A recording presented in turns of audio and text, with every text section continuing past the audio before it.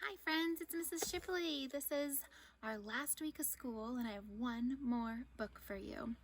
It talks about a little girl that had an idea, and it wasn't a huge idea. It was something small, but it was something that she could do that connected people all over the world. First, it started in her classroom at her school, and I think it's such a great idea that it's actually going to be the craft that I have for you this last week of school that I would love for you to share with me by leaving it at school so that we can put them up when we are back in our hallways.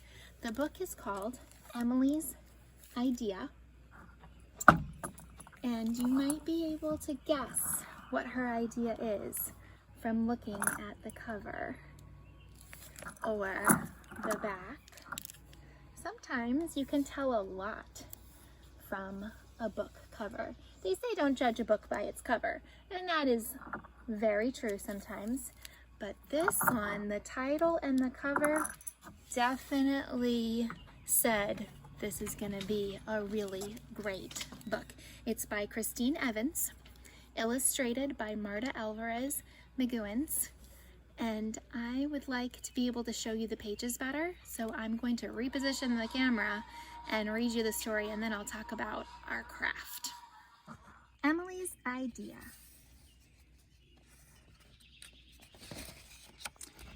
Emily's idea started small. Many beautiful ideas do. She folded, doodled, and snipped. Can you see what she's making? But also, like many ideas, Emily's small idea grew until her room was alive with pattern and color. Look at all of those paper dolls she made.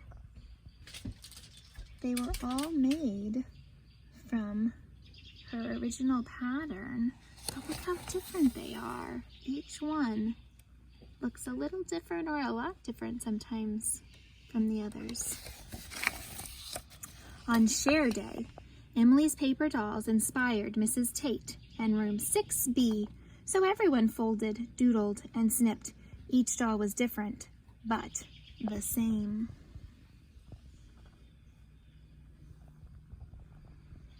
That reminds me of how we are all humans, we're all kids, we're all people, but we are all unique in our own ways too, just like Emily's paper dolls.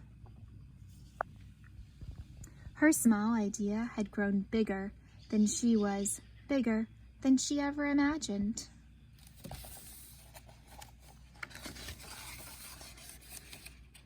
It was a connection between Luca and Evelyn, between Annabelle and Nico, between Leah and Henry. They're all working together. And still, Emily's idea grew. It's a lot of different people that are seeing her idea.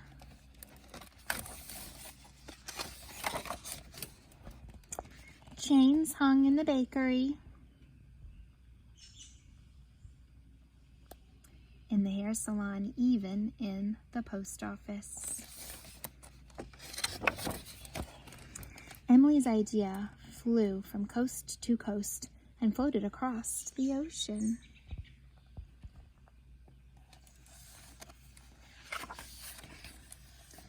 Friends and strangers joined hands across bridges and town squares, beneath subways and bus shelters. Some people didn't understand. They ripped, belittled, destroyed.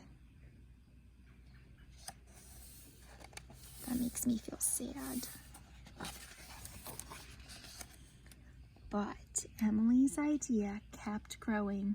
Dolls adorned houses, shops, and schools, stations, trees, and yards. Each doll was different, but the same.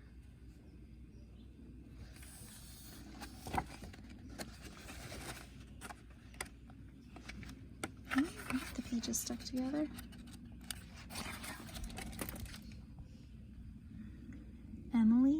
back each story in her scrapbook, hands holding hands in Japan and Australia, Qatar and Iceland, South Africa and Mexico, Emily felt fluttery, just like a paper doll in the wind.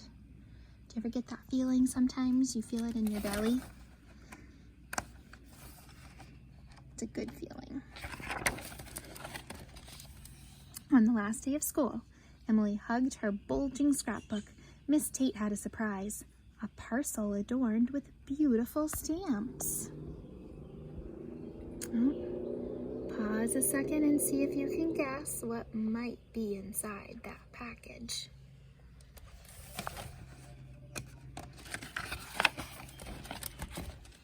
Emily ripped. Paper dolls cascaded into her lap. Each doll was different, but the same, just like us. Thank you.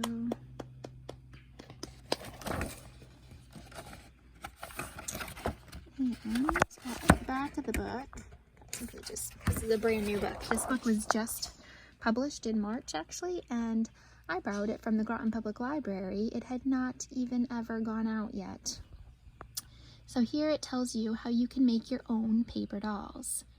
And that's what my request is for you, is to make your own paper dolls.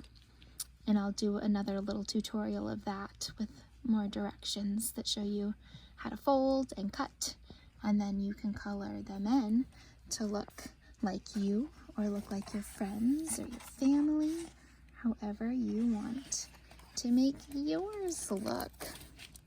And then once we are back at school, we can post them all over our library. And remember that we may look all different, but we're also very much the same. The end.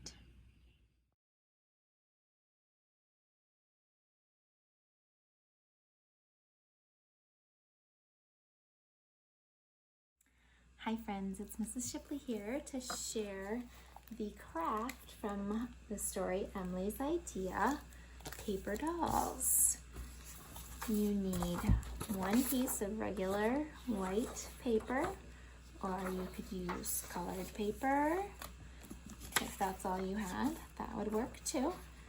You're going to fold it in half so that you end up with two pieces like this. So hot dog fold first. Fold it and crease it very precisely, like that. Hot dog fold, right? Like hot dog bun. And you're gonna cut it down that crease line. Cut right there so that you have two strips like this. This is going to then get folded in half also once. And to do the next folds, instead of folding the same direction with both sides, you're going to take the top and fold it back towards the crease, and then the other side, take it and fold it back towards the creased edge. So it's like an accordion fold then, like that. So we had it folded in half, and then we folded both ends back towards the crease. This folded up is what we're going to draw the doll shape on. I started with drawing a circle for the head, and then you make the arms go all the way to the edge, straight from the head. Continue the arm, bottom line of the arm, and then from the armpit right under there all the way down to the ground to the foot. And I put a little bump there, a little knob for the foot, but notice they come all the way down to the bottom edge, and then it's just a little tent shape in the middle there that helps make the leg shapes. And when you cut it out, if you're careful with staying on those lines and starting on the edges, should work out to make the paper doll. We'll see what happens here.